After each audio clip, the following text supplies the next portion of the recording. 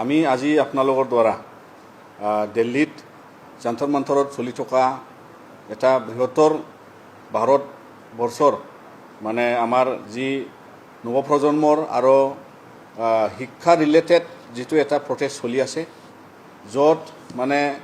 Paper leak এবা মানে বহুতৰ যিহেতু বিভিন্ন চাকৰিৰ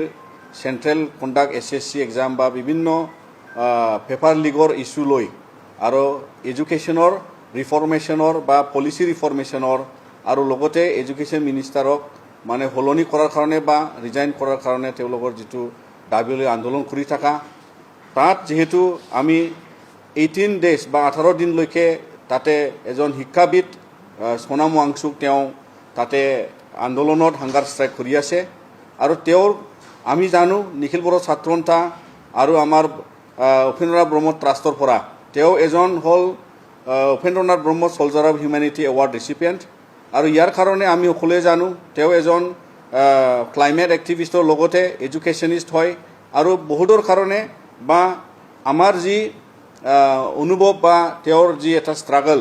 লাইফত তেওঁ এজন থ্ৰু হিউমেনিটেৰিয়ান হয়। আৰু ইয়াৰ কাৰণে আমি তেওঁক যিহেতু ছলজাৰ অফ হিউমেনিটি বুলি আমি আজি আকৌ তেওঁ মানে 18 daysলৈকে হাংগাৰ ষ্ট্ৰাইকত বহি আমাৰ ছাত্ৰ ছাত্ৰীৰ ইস্যু লৈ আৰু অনাগত দিনত মানে যিহেতু ভাৰতত এডুকেশ্যনৰ পলিচি ৰিফৰ্মছত সকলোৱে এইটো মানে ইউথ জেনেৰেশ্যনে বিচাৰিছে। তাৰ কাৰণে নিখিল বড়ো ছাত্ৰ সন্থা আমি সোণাম ৱাংচুক ডাঙৰীয়াৰ যি হাংগাৰ ষ্ট্ৰাইক, ইয়াক যি ইছ্যুজ আছে এইটো লৈ যাতে ভাৰত চৰকাৰে ৰেছপন্স কৰিব লাগে। আৰু তেওঁৰ যি হাংগাৰ ষ্ট্ৰাইক 18 days কাৰণে তেওঁৰ নিচিনা এজন ব্যক্তিয়ে আজিৰ যুগত যদি তেওঁ মৃত্যুবৰণ কৰে বা তেওঁৰ যি হাংগাৰ ষ্ট্ৰাইকৰ দ্বাৰা যিটো নন ৰেছপন্সিভ বা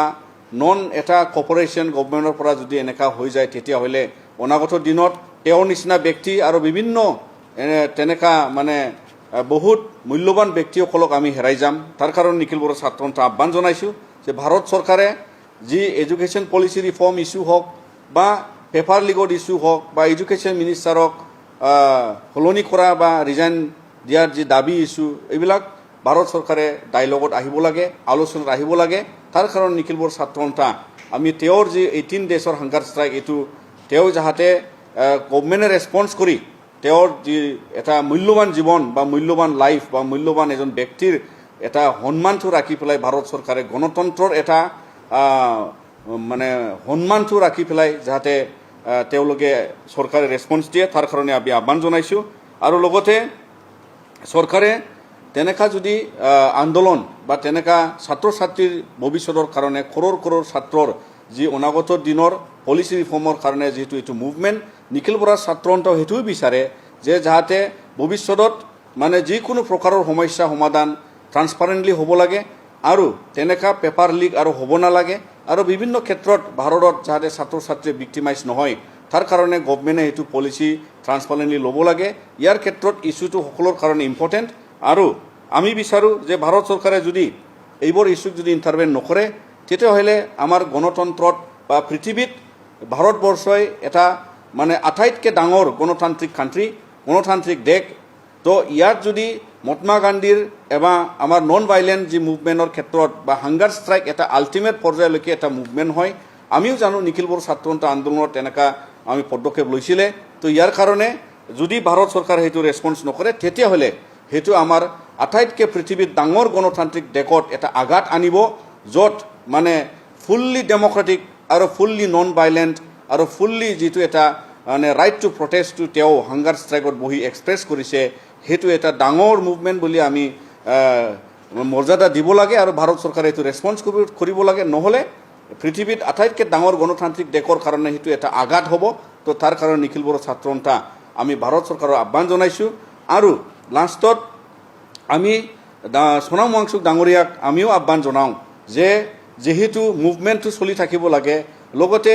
এডুকেশ্যন ৰিফৰ্মছত চেঞ্জ আনিব লাগে, তেওঁৰ নিচিনা ব্যক্তি জীয়াই থাকিব লাগে। আৰু অনাগত দিনত যিকোনো প্ৰকাৰত গভৰ্ণমেণ্ট পলিচিক মানে চেঞ্জ আনিবৰ কাৰণে তেওঁৰ নিচিনা ব্যক্তিয়ে লিডাৰশ্বিপ লৈ কিনি সকলো শ্ৰেণীৰ শিক্ষাবিদক আৰু লগতে বিভিন্ন ছাত্ৰ ছাত্ৰী বা আজিৰ যুগত যিহেতু মানে